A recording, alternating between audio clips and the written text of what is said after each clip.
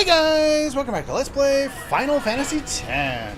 Last time, we made our way to the Bhed Home, which is under attack by the Guado and fiends. I'm not sure how they're controlling them, but maybe they're all Pokemon Masters. I don't know. First things first, we're going to do a whole bunch of sphere gridding.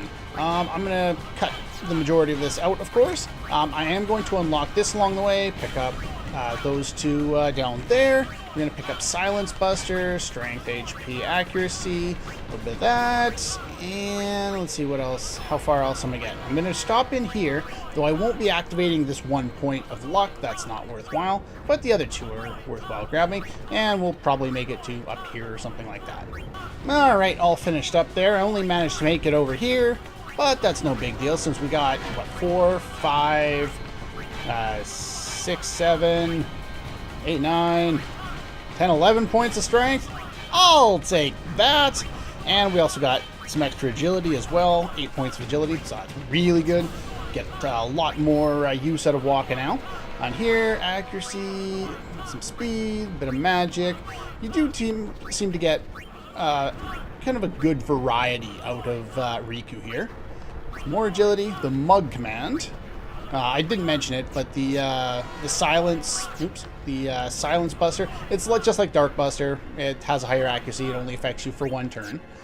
The Mug ability, that will allow you to do a normal attack as well as steal, just like it does in pretty much every other Final Fantasy game. I will be getting most of these. Now, some people will use an upcoming level 4 Key Sphere to get the Copycat ability, which is basically just like Mime. I'm not a big fan of it in this game because you usually don't need it, and Riku's not the best character to have it early. Well, it's not really early game anymore, but during the main storyline, she's not the best character to have that. So, let's see here. Okay, all done there. We moved from down here, got all these stats. For the most part, pretty straightforward. And like I said, we got Mug. You could also use a level 2 key lock and break into Lulu's path, but this is all the beginning stuff, and that stuff's not particularly good.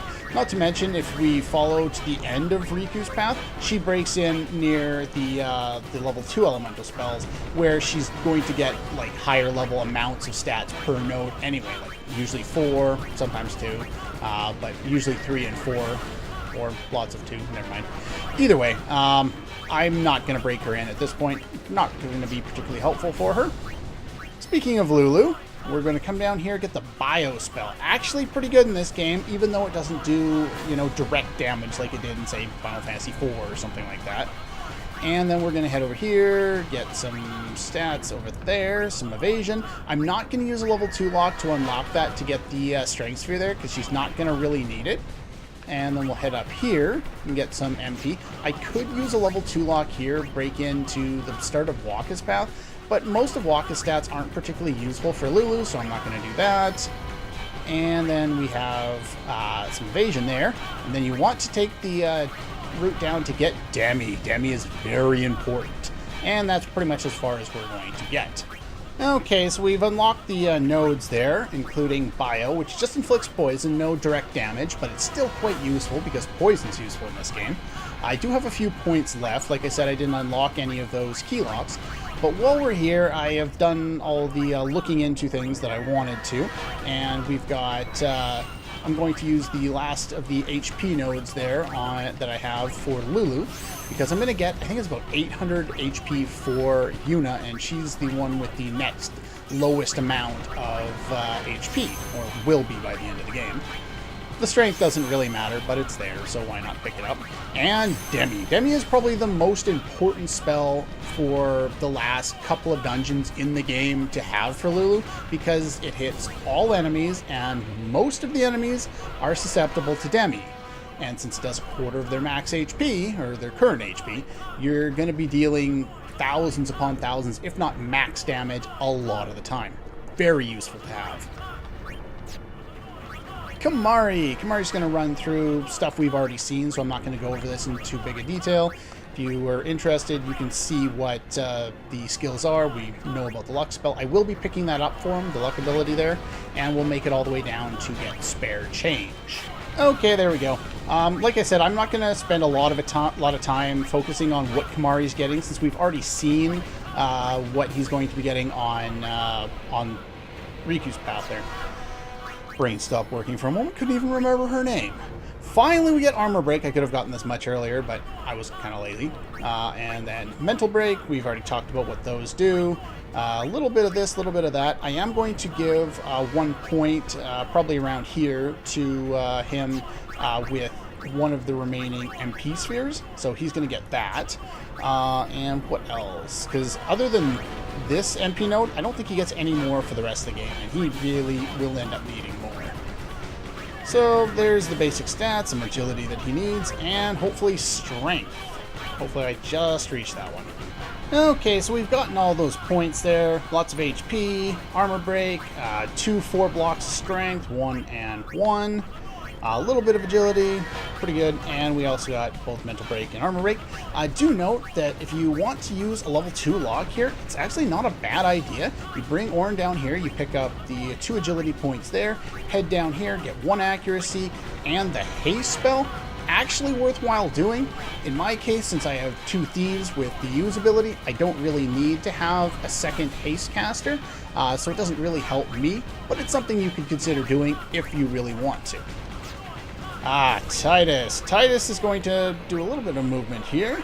Get a whole bunch of strength and some agility there. Definitely a bunch of all those. Lots of strength coming up. Delay Buster is kind of like the Silence and Darkness Busters that we've seen. It reduces the amount of the turn, like delay attack, but I think it just hits for a larger amount, or it's got a higher accuracy. I don't use it very often, so I don't really care. There's some evasion, some more agility, and some defense. Okay, filled in all that stuff for him. Got a whole bunch of strength there. I did leave 1 point open here to give him the last of the MP spheres that I've been holding on to. Now that I've decided who I wanted to give it to. If you're not going to give it to Titus, probably give it to Ornn, because he is definitely lacking on things like that. But those are the only 2 that really need it. I considered giving one to Lulu, because in previous playthroughs of the game, I've been running low on MP because I start casting Demi a lot. And where's my ability command? And Demi does cost 32 MP, so it does cost a lot of MP. But in my previous playthroughs, I haven't had access to her Venus Sigil at this point in the game either. So I think her ultimate weapon has 1 MP cost on it. I could be wrong on that one. Actually, I think I am wrong on that now that I think about it. Well, maybe not. I can't remember. Anyway, so that's kind of an option there, if you're so inclined that way. And I guess now is as good a time as any to talk about the annoying sound in the background. Where are you? It doesn't shut up. And you're going to be forced into a number of fights around here. You do want to steal bomb cores from these guys. I can't remember if I need that for a particular thing. But anyway, you can cast Sloga on almost all the enemies in here. This guy, as the sensor thing says, tries to nullify Lulu's magic, so it'll cast Silence. So the way we can deal with that is to kill him outright with Titus. And then we don't have to worry about that. No. I almost never use mugs, so I wouldn't worry too much about that. We'll just steal some bomb cores, have Lulu cast Blizzara here. There we go. Ow. Titus should be able to one-shot those guys as well. And bring in Kimahri, get some stealing going. I believe bomb cores, I'm guessing it's some kind of fire resistance. You could also use it as an item in battle. It's one of the reasons why I never bothered to teach Riku anything. Oh, I forgot to change it, but you want Frostblade and an Ice Lance on Kimahri in this area. That would help out a lot, and Block is not going to be able to do all that much. Farewell. So we'll finish you off. It's at this point in the game where Ornn really starts to show how powerful he can be. So you're definitely going to want to use him a lot more. What in Yevon's name are those Guado thinking? This is terrible. Poor Riku. Her whole world is falling apart. You could run back, but there's no real point, and I don't think there's any items stashed around here or anything like that, so we'll just go this way.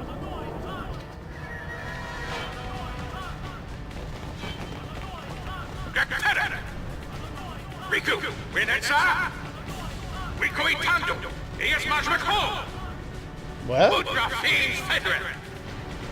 Oh What'd he say? no! We have to get underground. Where's Yuna? The Summoner's Sanctum. This way!